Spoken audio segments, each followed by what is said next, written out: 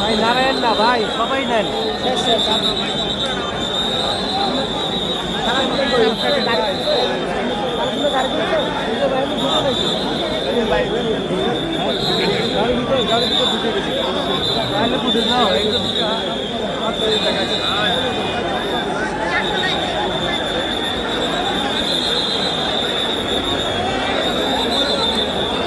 শুধু দর্শক দোয়া মোনাজাত শেষ করে এইমাত্র জনাব তারেক রহমান গাড়িতে উঠলেন এবং হাত নেড়ে নেড়ে শুভেচ্ছা জানালেন লক্ষ মানুষের। এখানে যেহেতু আজকে কবি কাজী নজরুল ইসলামের সমাধিস্থলের মধ্যে থেকে উনি গাড়িতে উঠলেন এবং রাস্তা পরিষ্কার করা হচ্ছে এবং এখানে উনি গাড়ি নিয়ে বের হবেন, রাস্তা ফাঁকা করা হচ্ছে আমি দেখতে পাচ্ছি।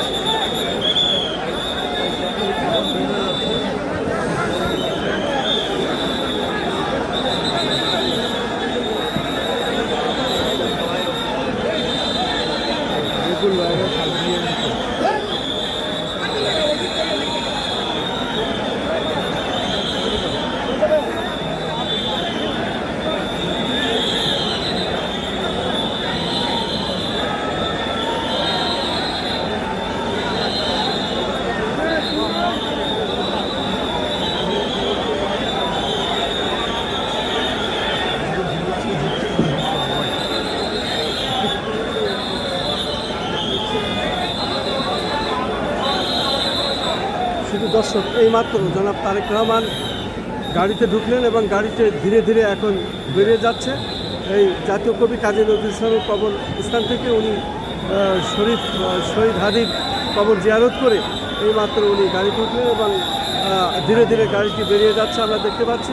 এবং আমরা কাজী নজরুল ইসলামের কবরস্থানে এবং দেখতে পাচ্ছি প্রশাসনের লোকজন সব এখানে রাস্তা ফাঁকা করতে পারছে না, যেহেতু এখানে লাখ লাখ মানুষের ঢল, মানুষের বন্যা, সেটা আমি দেখানোর চেষ্টা করছি।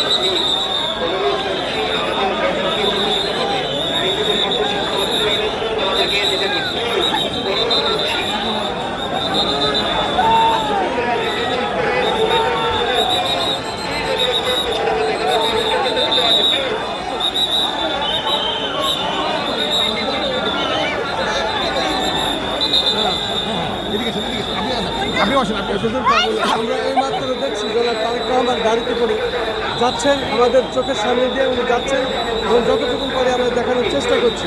এখন আমরা কাজী নজরুল ইসলামের সমাধিস্থল থেকে এবং তার সামনে দোয়া মোনাজাত করে উনি এখন বেরিয়ে যাচ্ছেন, সেটাই দেখানোর চেষ্টা করছি।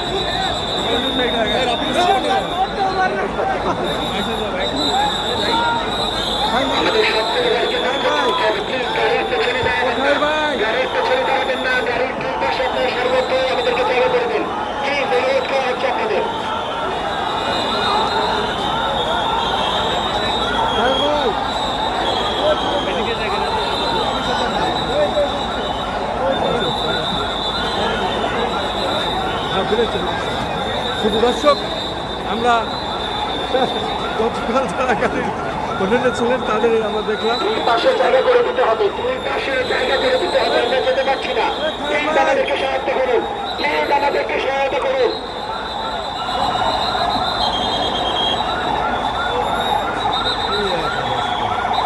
ভাইদেরকে অনুরোধ করছি, আপনারা দুই পাশে নির্বাচন করুন, আপনাদের বাকি যারা আছে তাদেরকে ভেতরে নিয়ে নিন, রাস্তা ফাঁকা করুন, প্লিজ রাস্তা ফাঁকা করুন, আমাদেরকে আমাদের গন্তব্যে যেতে দিন। শুধু দর্শক, মানুষ আর মানুষ। শহীদ প্রেসিডেন্ট জিয়াউর রহমানের সুযোগ্য সন্তান জনাব তারেক রহমান এইমাত্র দোয়া মোনাজাত শেষ করে উনি ফিরলেন জাতীয় কবি কাজী নজরুল ইসলামের কবরস্থান থেকে, এবং এখানে শহীদ হাদির কবর জিয়ারত শেষ করে উনি বেরিয়ে যাচ্ছেন।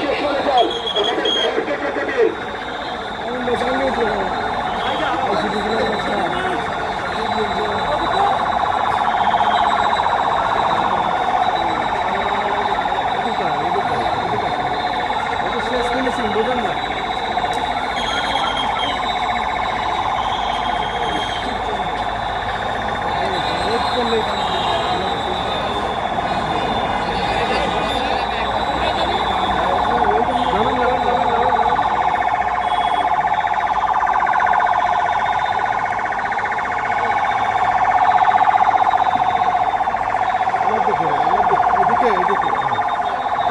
শুধু দর্শক, শহীদ প্রেসিডেন্ট জিয়াউর রহমানের সুযোগ্য সন্তান এবং এবং সাবেক 3 বারের প্রধানমন্ত্রী এবং এই যে বিএনপির ভারপ্রাপ্ত চেয়ারম্যান তারেক রহমান 18 বছর পরে উনিরা আজকে এসেছিলেন শহীদ শরীফ হাদির কবর জিয়ারত করতে। কবর জিয়ারত করে এই মাত্র উনি বেরিয়ে যাচ্ছেন।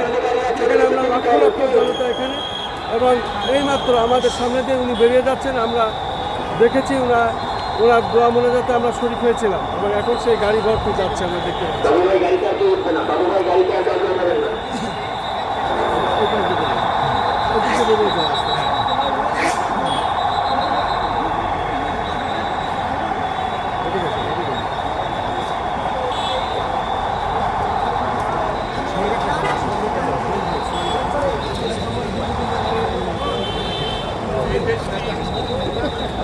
একটি আধিপত্যবাদী শক্তির রাডারের মধ্যে থেকে নতুন প্রধানমন্ত্রী শেখ হাসিনা জনগণের বিরুদ্ধে দাঁড়িয়ে দেশ চালিয়েছেন। জনগণ তার ভোটাধিকার হারিয়েছিল, জনগণ তার সকল মৌলিক অধিকার হাতি জীবন দিয়ে সেই লড়াইকে এগিয়ে নিয়ে গেছেন, যে লড়াই এ দেশকে আমরা সোহেল ভাই বক্তব্য দিচ্ছেন কাজী নজরুল ইসলামের, আমাদের প্রিয় নেতা, যিনি আন্দোলন সংগ্রামের সাক্ষী রাজপথের, সেই সৈনিক। আমরা সবসময় ছিলাম রাজপথে, এবং সে এক সংক্ষিপ্ত আমাদের খুবই পরিচিত কাছের মানুষ সংক্ষিপ্ত বক্তব্য দিচ্ছেন সাংবাদিকদের সামনে।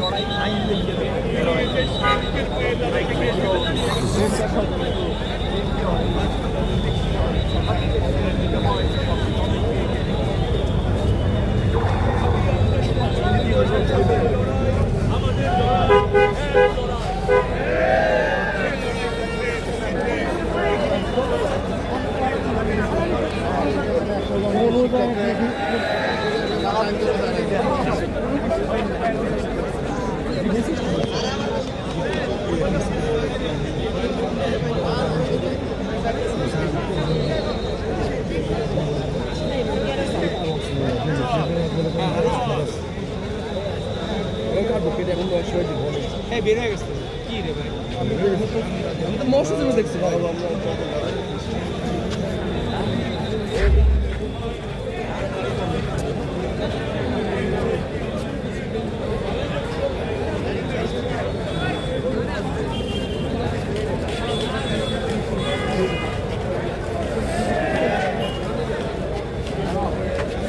জনাব তারেক রহমান এইমাত্র গাড়ি বহন নিয়ে উনি এখান থেকে বেরিয়ে গেলেন। এখন আস্তে আস্তে মানুষ এখানে ভিড় কমে যাবে, যেহেতু লাখ লাখ মানুষের ঢল ছিল এখানে। আজকে এই সেই মাহেন্দ্রক্ষণটা এখনই শেষ হয়েছে। বিশেষ করে জনাব তারেক রহমান দোয়া মোনাজাত শেষ করে বেরিয়ে গেছেন। এখন আমরা অনেকেই এখান থেকে ধীরে ধীরে বেরিয়ে যাব।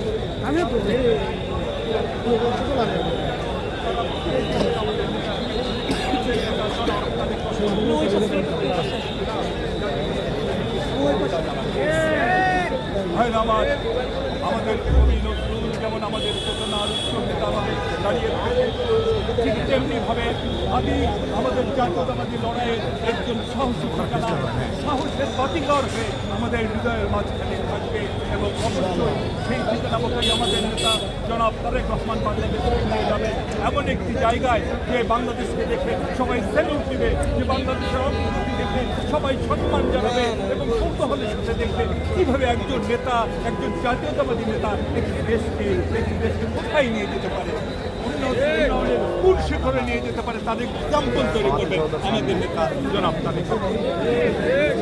ধন্যবাদ। হ্যাঁ, যান যান।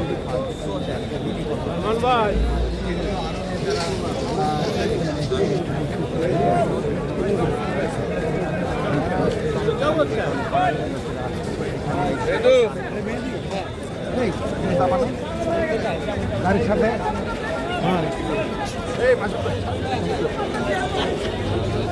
ধরছি। হ্যাঁ, আপনি করবেন। আমি ওই ভুল করি নাকি? আমি যেখানে ম্যান, বোঝেন না, আমার চোখ ফাঁকি দেওয়া ভারী কঠিন। 35 বছর আজ এই পেশায়। শুধু দর্শক, আমরা সকাল থেকে এসেছিলাম আজকে এই জাতীয় কবি কাজী নজরুল ইসলামের মাঝারে, এবং এখানে আজ এসেছিলেন পূর্বের ঘোষিতই ছিল প্রোগ্রামটি। সেটি হলো শহীদ প্রেসিডেন্ট জিয়াউর রহমানের সুযোগ্য সন্তান এবং আপসীন দেশনেত্রী সাবেক 3 বারের প্রধানমন্ত্রী বেগম খালেদা জিয়ার সুযোগ্য সন্তান বিএনপির ভারপ্রাপ্ত চেয়ারম্যান জনাব তারেক রহমান। এবং তারেক রহমান এখানে এসে শহীদ হাদির কবর জিয়ারত করেছেন এবং কবর জিয়ারত শেষে উনি বেরিয়ে গেলেন। তারপরে আমরা এখন ধীরে ধীরে আমরাও বেরিয়ে যাচ্ছি। আমরা সেই এলাকাটি ছেড়ে যাচ্ছি এখন। কবরস্থান, মসজিদ, এসব এলাকাটা দেখাতে হবে, বুঝলেন না? কোন এলাকায় আমরা এসেছিলাম, সারা জীবনের একটা স্মৃতি না? মসজিদটা পিছনে থাকা হবে।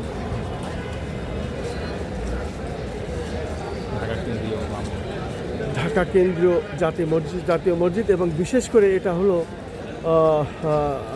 আমাদের এই ঢাকা বিশ্ববিদ্যালয়। এই মসজিদের পাশেই আমাদের জাতীয় কবি কাজী নজরুল ইসলামের কবর দেওয়া হয়েছে এবং উনি বলেছিলেন মসজিদেরই পাশে আমার কবর দিও ভাই। সেই জাতীয় কবি কবর এখানে, এবং সেই জাতীয় কবির কবরের পাশেই আবার কবর দেওয়া হয়েছে শহীদ হাদির, এবং সেই শরীফ হাদির কবর জিয়ারত শেষে তারেক রহমানের সঙ্গে আমরা যে দোয়া অনুষ্ঠানে শরীক হয়েছিলাম, এখন আমরা কাজ শেষ করে আমরা ফিরে যাচ্ছি। আমরা সকলের কাছে দোয়া চাই এবং আমরা আগামী রাষ্ট্রনায়ক এবং আগামী দিনের প্রধানমন্ত্রী হবেন তারেক রহমান, তার প্রতি আমরা বিশেষ সেই প্রত্যাশা এবং সেই দোয়া করেই আমরা আজকের মতো এখানেই শেষ করছি। আসসালামু আলাইকুম। আমি খন্দকার মাসুদুজ্জামান এবং আমার সঙ্গে আছেন সাবেক ছাত্র দলের সাবেক নেতা, সদস্য। হ্যাঁ, পুরা নামটা বলেন এবার আপনি। আপনার এবং কলেজের ছাত্র সংসদে আসন নির্বাচনে 91 আমি সহনাট্য সম্পাদক ছিলাম। আচ্ছা, আমি শহীদ জিয়ার সৈনিক, তারেক জিয়ার কর্মী, আর খালেদা জিয়ার কর্মী, আর তারেক জিয়ার সৈনিক। আমরা বিগত দিনে এই 17-18টি বছর যারা আমরা রাজপথে আন্দোলন সংগ্রাম ছিলাম, তার মধ্যে এই খায়ের ভাই একজন, এবং আমিও আমার পিতা ভাই হত্যা বাড়িঘর ছাড়া। তারেক রহমান দেশে ফিরেছে, এখন পর্যায়ক্রমে রাষ্ট্র ক্ষমতায় আসবেন, উনি প্রধানমন্ত্রী হবেন, তখন আমরাও দেশে ফিরবো, ন্যায় বিচার পাবো, এই প্রত্যাশায় আমরা আজও আশায় বুক বেঁধে আছি। তারেক রহমান ফিরে আসাতে আমরা উজ্জীবিত হয়েছে, তারেক রহমান ফিরে আসাতে সারা দেশের মানুষ আজকে উজ্জীবিত হয়েছে, সবাই আশায় বুক বেঁধে আছেন। প্রত্যেকেই ঘরে ফিরবেন আস্তে আস্তে এবং তারপরে ন্যায় বিচার পাবেন, এবং সেই ন্যায় বিচারের প্রত্যাশায় আমরা আজও আশায় বুক বেঁধে আছি। আজকেও আমরা সেই একই কথা বলছি, আমরা যেন ন্যায় বিচার পাই, প্রত্যেকেই যেন ন্যায় বিচার পায় এবং যার যার বাড়ি ঘরে আবার ফিরে যেতে পারে, এটা আমাদের প্রত্যাশা। এই বাংলাদেশের বাঙালি যারা শহীদ প্রেসিডেন্ট জিয়াউর রহমানের আদর্শে বিশ্বাসী ছিলেন, যারা শহীদ প্রেসিডেন্ট জিয়াউর রহমানের হাতে গড়া জাগদল থেকে বিএনপি করেন, সেই পরিবারের আমরা একজন। আমার ভাই বীর মুক্তিযোদ্ধা, বিশিষ্ট রাজনীতিবিদ এবং বড় মাপের ঠিকাদার, পানি উন্নয়ন বোর্ড এবং এলজিইডির খন্দকার রবিউজ্জামান শিপার, উনি ছিলেন সাংগঠনিক সম্পাদক, তাকে নির্মম নৃশংসভাবে হত্যা করা হয়। এবং আমার আব্বা বীর মুক্তিযোদ্ধা, উনি খুলনা অঞ্চলে যুদ্ধ করেছিলেন, উনি বীর মুক্তিযোদ্ধা রকনউদ্দিন জামান, এবং আমার মা উনিও বীর মুক্তিযোদ্ধা খন্দকার আঞ্জুমান আরা বেগম, ওনারা খুলনা অঞ্চলে যুদ্ধ করেছিলেন। যেহেতু আমার আব্বা পানি উন্নয়ন বোর্ডে খুলনা অঞ্চলে চাকরি করতেন, ওই সময় যুদ্ধের সময় ওই এলাকায় উনি যেহেতু ব্রিটিশ আমলে পুলিশে চাকরি করতেন, ওনার অস্ত্রের ট্রেনিং জানা ছিল, অস্ত্রের ট্রেনিংগুলো উনি দিতেন। এগুলো আমরা চাই আমার বাবা মাকেও আবার যেন যথাযথ সম্মান দেওয়া হয়। ওনারা মৃত্যুবরণ করেছেন, তারপরে ওনারা সার্টিফিকেট নেননি, অতএব ওনাদের সার্টিফিকেট এই ধরনের সারা বাংলাদেশে অনেকের আছে, তাদেরকে যথাযথ মুক্তিযোদ্ধার সার্টিফিকেট যেন দেওয়া হয়, আমরা এই দাবি করছি। এবং সেই সাথে আমার বড় ভাই বীর মুক্তিযোদ্ধা খুরশুজ্জামান বাবু, উনিও একজন বীর মুক্তিযোদ্ধা। আমরা প্রত্যেকেরই সারা বাংলাদেশে যারা মুক্তিযোদ্ধার সাথে সম্পৃক্ত ছিলেন তাদের আমরা যথাযথ সম্মান এবং মুক্তিযোদ্ধার সার্টিফিকেট দিতে চাই সদস্য। সেই সাথে আমি আরও বলতে চাই, এই যে জুলাই আন্দোলনে যারা আমরা ছিলাম, বিশেষ করে ফ্যাসিস্ট শেখ হাসিনার বিতরণের সময়, খেদানোর সময়, এই রাজপথে আন্দোলন সংগ্রামে আমরা সবসময় একসাথে ছিলাম। তখন কিন্তু আমরা মৃত্যুর সাথে একেবারে সামনাসামনি হয়ে আমরা কাজ করেছি, পেশাগত দায়িত্ব পালনও করেছি, আহত হয়েছি। এবং ঢাকা মুগদা মেডিকেল কলেজ হাসপাতাল আমি প্রায় 1 মাস আইসিইউতে ছিলাম এবং মৃত্যুর সঙ্গে পাঞ্জা লড়ে তারপরও আল্লাহ আমাকে বাঁচিয়ে এনেছে। আমি চাই এই জুলাই যোদ্ধা যারা ছিলেন, বিশেষ করে ফ্যাসিস্ট আওয়ামী লীগ এবং 14 দলীয় জোট, এবং সেই সাথে যারা আমি দোসর, তাদের বাদ দিয়ে এদেশের প্রত্যেককেই জুলাই সনদ দেওয়া হোক এবং জুলাই সম্মান দেওয়া হোক। যেহেতু এই দেশের বৃদ্ধ আবাল বনিতা সকলেই এই আন্দোলন সংগ্রামে অংশগ্রহণ করেছিলেন এবং তাদের কারণেই আজকে এই বৃহৎ আন্দোলন হয়েছিল এবং এই বিপ্লব ঘটেছিল। তারপরে শেখ হাসিনা পালিয়ে যেতে বাধ্য হয়েছিল, তা না হলে সম্ভব ছিল না। তাই আমরা চাই প্রত্যেককেই জুলাই সনদ দেওয়া হোক। আমি খন্দকার মাসুদুজ্জামান আজকের মতো আমি জাতীয় কবি কাজী নজরুল ইসলামের কবরস্থান থেকে শেষ করছি। আসসালামু আলাইকুম।